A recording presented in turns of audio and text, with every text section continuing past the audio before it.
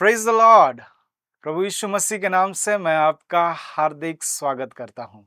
मेरा यह विश्वास है कि आप इस सहभागिता से लाभ उठा रहे हैं। परमेश्वर पिता आपके विश्वास को दिन प्रतिदिन बढ़ा रहा है। उसी क्रम में हम आगे बढ़ते हैं और आज की बाइबल स्टडी को आरंभ करते हैं। आइए हम प्रार्थना करें। हे सर्वशक्तिमान दयालु परमेश्वर पिता, हम आपको धन्यवाद करते हैं। दानियल कहता है कि भेदों का प्रकट करता स्वर्ग में है। हाँ प्रभु जी, हम आपसे निवेदन करते हैं, आज अपने वचन के गूढ़ रहस्य बातों को हम तक पहुंचाइए। मेरी सहायता कीजिए कि मैं वो सब कह सकूं जो मुझे कहना उचित है। पवित्र आत्मा, आपका मार्गदर्शन मुझे बहुत आयत से प्राप्त हो। यीशु मसीह के नाम से आमीन। आज हम लूका रचित सुसमाचार उसके 24वें अध्याय में से कुछ पदों को देखेंगे और यह जानने का प्रयास करेंगे कि कैसे हम परमेश्वर के वचन को और बेहतर रीति से समझ सकते हैं। लूका 24 पद संख्या 25 इस प्रकार से कहता है, तब उसने उनसे कहा, हे निर्बुद्धियों और भविष्यवक्ताओं की सब बातों पर विश्वास करने में मंदमतियों। अब ध्यान देने वाली बात यह है कि प्रभु यीशु मसीह दो युवकों को यह बात कह रहे हैं, निर्बुद्धि और विश्वास करने में मंदमती। इसका मतलब है कि वे उन सारी बातों को जिन्हें उन्हें समझना चाहिए नहीं समझ रहे हैं। यहाँ कौन सी घटना हुई है? बाइबल बताती है 24 अध्याय उसके 13वें पद से आगे बाइबल कहती है कि दो लोग इमाउस के गांव जा रहे हैं। यरूशलेम से कोई 7 मील की दूरी पर था और वे चलते चलते यीशु के पुनरुत्थान के विषय में बातचीत करते जा रहे हैं और यीशु मसीह उनके बीच आप प्रकट होते हैं, लेकिन उनकी आंखें बंद कर दी जाती है और वे यीशु को नहीं पहचान पाते हैं और वे आपस में बहुत सारी बातों को करते हैं। और तब एक वक्त में यीशु मसीह उनसे यह बात कहते हैं, हे निर्बुद्धि, हे विश्वास करने में मंद मतियों। कई बार ऐसा ही होता है। मैं और आप, हम परमेश्वर के वचन को कई दफा सुनते हैं। यदि मैं अपने बचपन को याद करूं तो बहुत छोटी सी उम्र से, शायद 4-5 साल की उम्र से मैं परमेश्वर के वचन को सुन रहा हूं और शायद यह आपकी भी कहानी होगी, आप भी ऐसा ही कर रहे होंगे। लेकिन क्या हर बार परमेश्वर का वचन हमें समझ में आया? और संभव है कि हमने भी कई बार परमेश्वर के वचन में समय लगाया, लेकिन क्या हमें वो रहस्य की बातें आज भी समझ में आती है? हमारे लिए चुनौती है। प्रभु यीशु मसीह चाह रहे थे कि वे जो आपस में बातें कर रहे हैं, उसके पुनरुत्थान के विषय में, उसके जी उठने के विषय में वे समझ सके। 22 पद इस प्रकार से कहता है, और हम में से कई स्त्रियों ने भी हमें आश्चर्य में डाल दिया, जो भोर को कब्र पर गई थी। जब उसका शव ना पाया तो यह कहती हुई आई कि हमने स्वर्गदूतों का दर्शन पाया, जिन्होंने कहा कि वह जीवित है। तब हमारे साथियों में से कई एक कब्र पर गए, जैसा स्त्रियों ने कहा था वैसा ही पाया, परंतु उसको ना देखा। वे कहते हैं कि उनको बड़ी हैरानी हो रही है, वे नहीं समझ पा रहे हैं। लेकिन यीशु मसीह तो आरंभ से अपने जी उठने के बारे में, क्रूसिफिकेशन के बारे में, गाड़े जाने के बारे में हमेशा से कहते रहे, लेकिन इस पृथ्वी पर रहते हुए उसके अनुयायी इस बातों को समझने में असमर्थ रहे। बिल्कुल आपके और मेरे समान हम भी कई दफा परमेश्वर के वचन को पढ़ते तो हैं, लेकिन समझ नहीं पाते। और बाइबल कहती है जब हम समझ नहीं पाते हैं तो दुष्ट आकर उसे चुरा ले जाता है, और जब दुष्ट चुरा लेकर चला जाता है तो कोई भी बातें हमारे हृदय पटल पर लिखी नहीं जाती, वो केवल हमारे कानों में आती है और कानों से ही बाहर चली जाती है, लेकिन जिन्हें हम समझते हैं वो हमारे हृदयों में बनी रहती है। अब यह केवल आपकी और मेरी समस्या नहीं है कि हम नहीं समझ पा रहे, ये बहुतों की समस्या है। बहुत सारे लोग परमेश्वर के वचन को नहीं समझ पाते हैं। बाइबल कहती है मत्ती 11 उसके 25 और 26 पद में कि परमेश्वर ने इन बातों को ज्ञानियों और समझदारों से छिपा रखा है। और परमेश्वर ने खुद इन बातों को छिपा रखा है, उसके वचन के रहस्य को छिपा रखा है। तो हम भला कैसे समझेंगे? सवाल यह उठता है। लेकिन ठीक आगे यह बात लिखी हुई है कि वह बालकों पर इन बातों का प्रगटीकरण करता है। बाइबल और आगे यह कहती है कि पिता को यह अच्छा लगता है। तो मैं और आप शायद इसलिए नहीं समझ पा रहे हैं क्योंकि हम और आप बालकों के समान जिज्ञासु नहीं हैं। हमारी क्यूरियोसिटी खत्म हो गई है क्योंकि हमने बहुत बार परमेश्वर के वचन को सुना है। बचपन से लेकर अब तक का समय हमने बार बार सुना है। और जब बार बार कोई बात होती है वो बहुत ऑर्डिनरी हो जाती है, साधारण हो जाती है और उसके प्रति जिज्ञासाएं खत्म हो जाती है। ठीक इसी प्रकार की बातें मैं समझता हूं हर एक व्यक्ति के अंदर पाई जाती है और वे अब जिज्ञासु ना होने के कारण परमेश्वर की बातें उनके लिए अबुझ पहेली ही रहती हैं।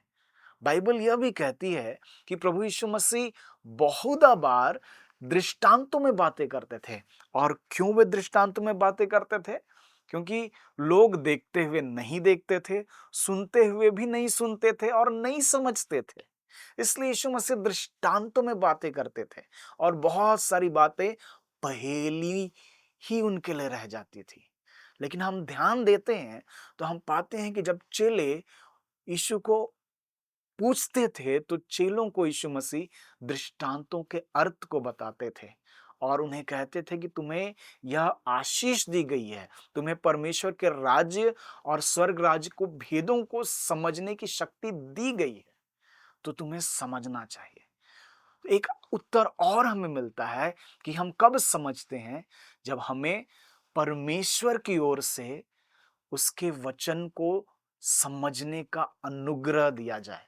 नहीं तो हम लाख कोशिश कर लेंगे, हम उत्पत्ति से लेकर प्रकाशित वाक्य तक चले जाएंगे और हो सकता है हम बहुत पढ़ ले, लेकिन ये बातें हमें समझ में नहीं आए। क्यों? क्योंकि हम अपनी बुद्धि से, अपने ज्ञान से इसे समझने की कोशिश करेंगे, लेकिन परमेश्वर का वचन बुद्धि और ज्ञान से नहीं समझा जाता।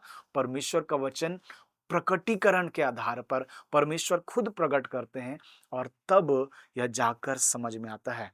बाइबल यह उदाहरण भी देती है, जब तक कोई ना समझाए तब भी हमें परमेश्वर का वचन समझ में नहीं आता है। फिलिप्पुस ने एक खोजे के प्रधान को वो बातें समझाई जो वो नहीं समझ रहा था। वह भविष्यवक्ताओं की किताब से पढ़ रहा था लेकिन नहीं समझ रहा था। फिलिप्पुस आता है और उसे समझाता है। तो कई बार दूसरे के भी समझाने की आवश्यकता होती है, लेकिन दोनों स्थिति में हमारे मन की स्थिति यह होनी चाहिए कि हम परमेश्वर के वचन को स्वीकार करने के लिए तैयार हो। हम ये स्वीकार करने को तैयार हो कि मुझे नहीं आता है और आप मुझे सिखाइए, तब जाकर हम परमेश्वर के वचन को समझ सकते हैं। तो परमेश्वर पिता अपने वचन को ज्ञानियों से, बुद्धिमानों से छिपा कर रखते हैं, लेकिन उन पर प्रकट करते हैं जो बालक होते हैं। हमारे अंदर बालकों का सा मन होना चाहिए, बालकों का सा स्वभाव होना चाहिए। जब ऐसी बातें हमारे भीतर होंगी, तब परमेश्वर का वचन और ज्यादा हमें समझ में आएगा। मुझे बालकों के विषय में जो एक बात पसंद आती है वह यह है कि वे जिज्ञासु होकर बहुत सवाल करते हैं कि ऐसा क्यों हुआ, ऐसा क्यों हुआ, वैसा क्यों हुआ।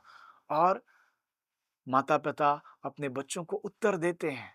कई बार उनका उत्तर उन्हें उसी समय में नहीं पता चलता, लेकिन आने वाले समय में उन्हें पता चलता है।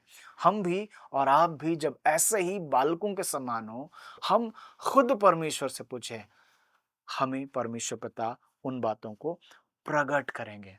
क्योंकि मैं यह समझता हूँ परमेश्वर ने अपना यह जीवित वचन हमें इसलिए नहीं दिया कि ये केवल हमारे लिए कहानी रह जाए या दृष्टांत रह जाए या पहेली रह जाए, लेकिन वह हमें इसलिए दिया कि इसके गूढ़ रहस्यों को हम समझ सके, इस गूढ़ रहस्य को समझकर हम आने वाली बातों को जान सके, प्रभु यीशु के आगमन के विषय में जान सके, और वो सारी बातें जो हमसे जुड़ी हुई हैं, यीशु से जुड़ी हुई है, हमारी भक्ति से जुड़ी हुई है, हमारे परिवार से जुड़ी हुई है, उन सब बातों को समझ सकें। लेकिन ये कब होगा कि हम परमेश्वर के वचन को समझेंगे? आज के लिए मैं चाहता हूं कि हम पहला पॉइंट देखें, और मैंने उसे इस प्रकार से नाम दिया है कि जब तक पिता ना समझाए या स्वर्ग हम पर प्रकट ना करे, हम इन बातों को नहीं समझ सकते। हम मत्ती रचित सुसमाचार 16 अध्याय उसका 17 पद पढ़ते हैं।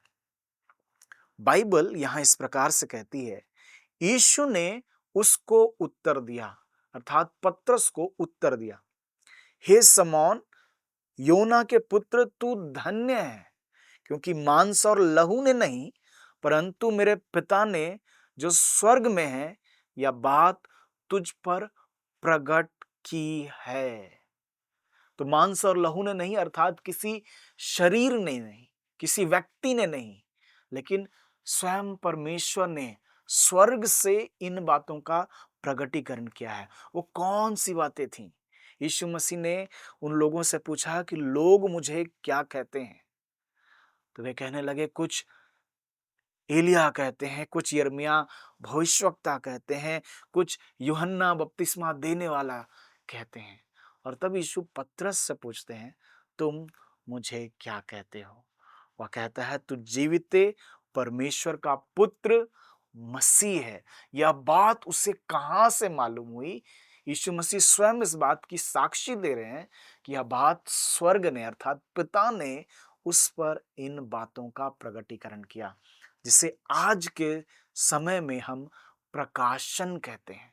जो बातें आंखों ने नहीं देखी, कानों ने नहीं सुनी, और वो बातें परमेश्वर पिता अपने ज्ञान से हमें समझाते हैं, उसे हम प्रकाशन कहते हैं। आज भी परमेश्वर हमसे बातें करते हैं, वह हमें समझाना चाहते हैं। स्वर्ग परमेश्वर की बातों को हम तक पहुंचाना चाहता है, लेकिन कब? जब हम भोले हो जाएंगे, जब हम बालक हो जाएंगे। दूसरी बातों का उत्तर हमें लूका रचित सुसमाचार उसके 24 अध्याय में ही मिलता है, उसके 27 पद में। यहां इस प्रकार से लिखा है, तब उसने, अर्थात यीशु ने मूसा से और सब भविष्यवक्ताओं से आरंभ करके सारे पवित्र शास्त्र में से अपने विषय में लिखी बातों का अर्थ उन्हें समझा दिया। व्यवस्था में से, भविष्यवक्ता में से, पवित्र शास्त्र में से सब बातें जो यीशु के विषय में लिखी हुई थी, यीशु ने उन दो चेलों को समझा दिया। प्रभु यीशु मसीह अपने वचन को, अपनी लिखी हुई बातों को, सबको चेलों को समझा दिया। अब ध्यान देने वाली बात क्या है? कब उन्हें समझाया?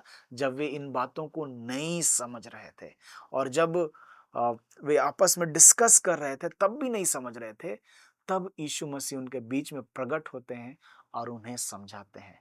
इसका मतलब क्या है? कि प्रभु यीशु मसीह आज भी इच्छुक हैं हमारे बीच अपने वचन को प्रकट करने के लिए। वह खुद जीवित वचन है। बाइबल कहती है कि वचन देहधारी हुआ और अनुग्रह और सच्चाई के साथ परिपूर्ण होकर हमारे बीच में डेरा किया। वही वचन आज हमारे लिए जीवित होना चाहता है। कब? जब हम बालकों के समान प्रभु के चरणों में आएंगे। एक और बात की ओर मेरा ध्यान जाता है।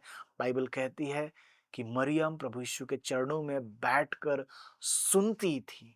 जब मैं और आप तैयार होते हैं सुनने के लिए, क्योंकि यीशु मसीह दृष्टांत क्यों कहते थे? क्योंकि वे सुनते थे फिर भी नहीं सुनते थे, देखते थे फिर भी नहीं देखते थे, और नहीं समझते थे।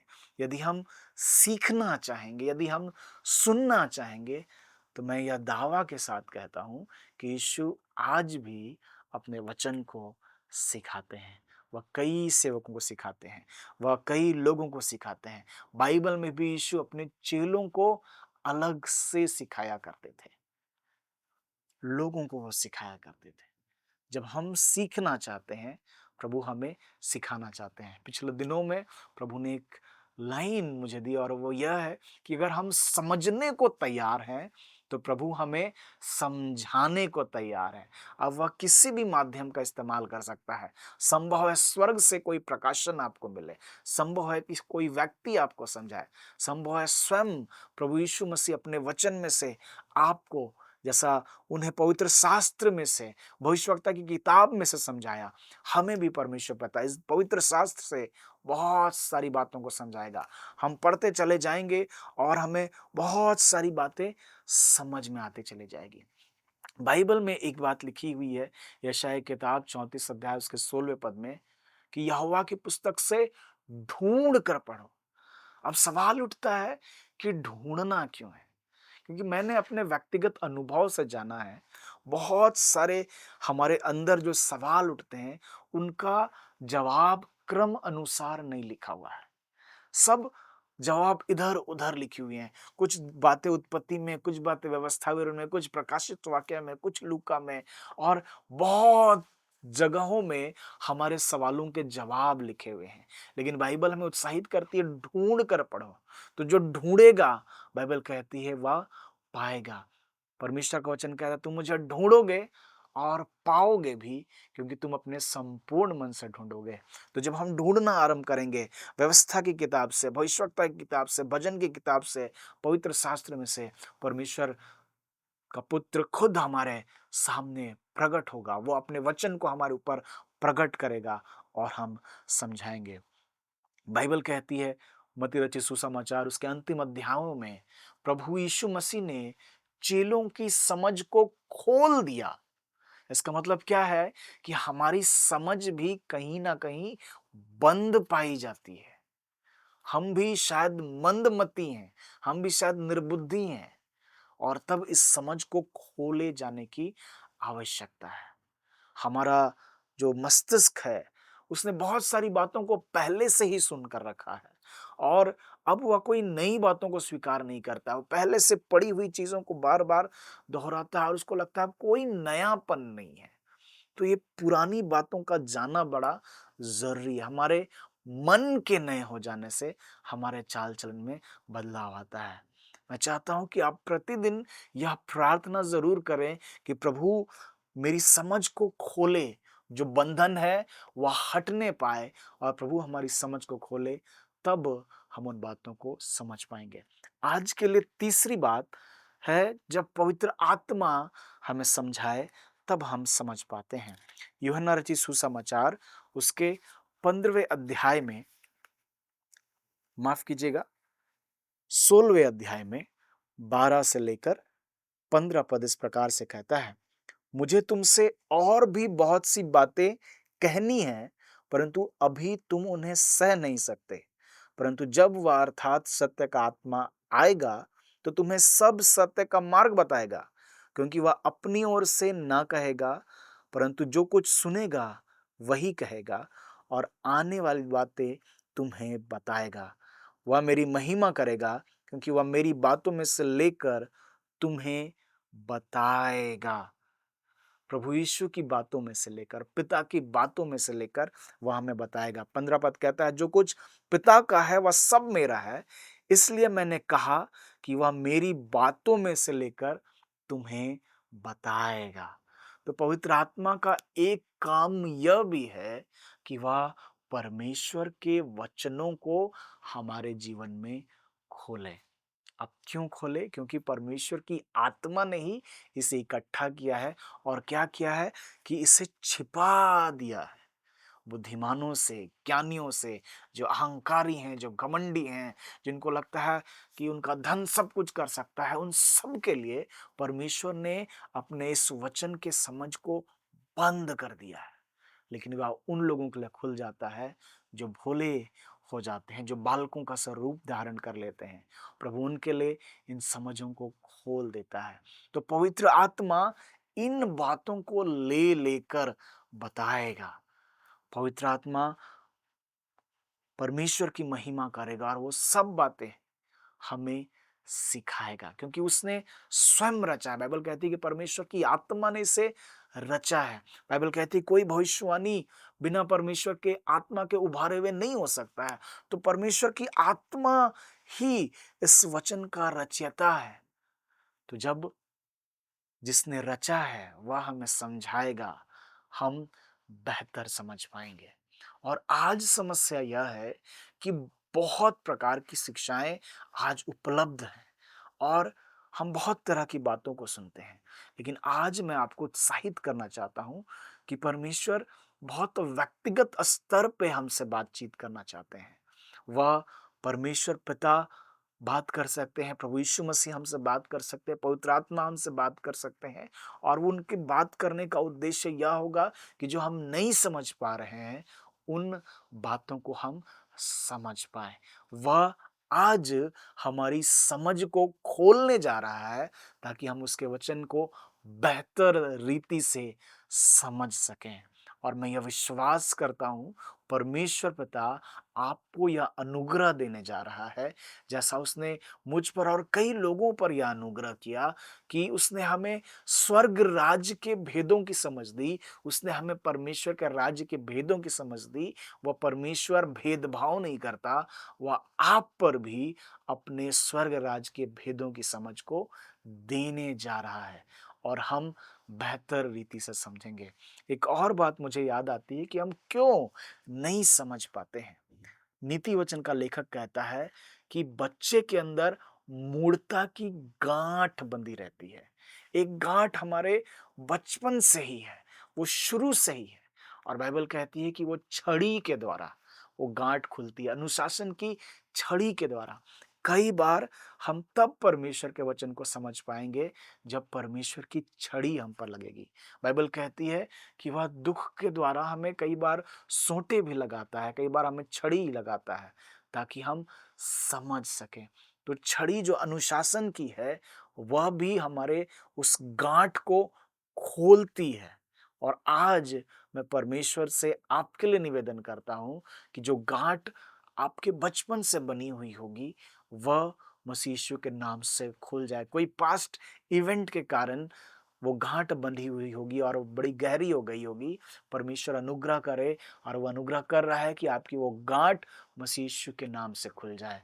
और जब सब खुल जाएगा हम परमेश्वर के वचन को वैसे समझेंगे जैसे हमें समझना उचित है।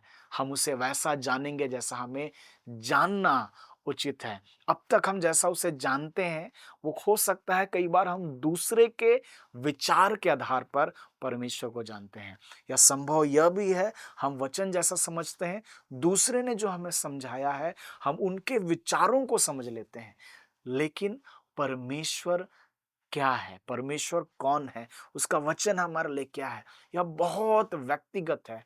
और जब हम व्यक्तिगत स्तर पे सवाल पूछेंगे परमेश्वर उन बातों को प्रकट करेंगे। हमने देखा कि पतरस पर स्वर्ग ने, परमेश्वर पिता ने उसे यह बात प्रकट की कि यह यीशु कौन है। यीशु मसीह स्वयं अपने चेलों को समझाते हैं, जी उठने के बाद भी वो अपने चेलों को समझाते हैं, वचन में लिखी हुई सब बातों को प्रकट करते हैं। प्रभु यीशु मसीह कहते हैं कि मैं तो चला जाऊंगा लेकिन एक सहायक तुम्हारे लिए भेज दूंगा जो सब बातें ले लेकर तुम्हें बताएगा, समझाएगा। मैं यह विश्वास करता हूं कि आज से हम और ज्यादा परमेश्वर के वचन को समझने के लिए जागरूक हो जाएंगे, हम और ज्यादा जिज्ञासु हो जाएंगे। परमेश्वर पिता हमारी सहायता करे। आइए हम प्रार्थना करें। हे स्वर्ग के परमेश्वर पिता, हम आपको हृदय से धन्यवाद देते हैं। और प्रभु जिस रीति आपने चेलों की समझ को खोली वो समझ खोल दी जाए मसीह यीशु के नाम से। मैं यीशु के नाम से निवेदन करता हूँ प्रभु, जो गांठ हमारे मस्तिष्क में पड़ी हुई है और वो बड़े लंबे समय से पड़ी हुई है जिस वजह से प्रभु हम आपके वचन को समझ नहीं पाते हैं, हम यीशु मसीह के नाम से मांगते हैं, वो गांठ हट जाए।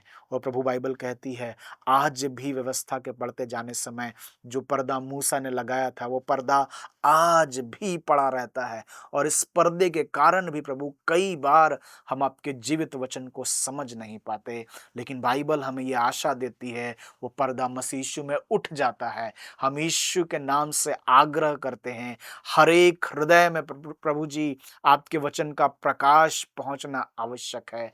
हर एक हृदय प्रभु आपके वचन से भरे जाने की आवश्यकता है। और इसलिए मैं आज आपका सेवक होने के नाते यीशु के नाम से दुआ करता हूँ, हर एक हृदय से गांठ मसीह यीशु के नाम से खत्म हो जाए प्रभु जी। हर एक की समझ मसीह यीशु के नाम से खोल दी जाए। हर एक प्रकार का अहंकार, घमंड यीशु के नाम से तोड़ दिया जाए, ताकि प्रभु आपका जीवित वचन हर एक हृदय में कब्जा लेना पाए। प्रभु बाइबल कहती है कि आप तो अपने वचन को हमारे हृदयों पर अंकित करना चाहते हैं, और इसलिए मैं मांगता हूं मसीह यीशु के नाम से, आज से आपका हर वचन हमारे हृदयों पर अंकित हो जाए। प्रभु ऐसा होने दे कि जिन बातों को हम पढ़ते हैं हम उससे समझ भी सके। फिलिप्पुस ने उस खोजे से पूछा, क्या तू जिन बातों को पढ़ता है समझता भी है? ओ प्रभु, हम भी कई बार आपके वचन को पढ़ते हैं, लेकिन केवल पढ़ते हैं, समझते नहीं हैं। हम यीशु के नाम से मांगते हैं, हम पढ़ें और स्वर्ग हम पर इन बातों को प्रकट करे। प्रभु यीशु मसीह, आप हम पर इन बातों को प्रकट करें। पवित्र आत्मा, आप वचन की गहरी बातों को हम पर प्रकट करें। हम पढ़े भी और हम समझे भी। हम ऐसा मसीह यीशु के नाम से मांगते हैं। हर एक बाधक तत्वों को हम यीशु के नाम से दूर करते हैं। और प्रभु, हमारे विचारों को फिर से नया कर दीजिए। और प्रभु, हम नए रीति से सोच सके, हम नए रीति से आपको ढूंढ सके। और प्रभु बाइबल कहती है, हम ढूंढेंगे आपको और आप हमें मिल जाएंगे।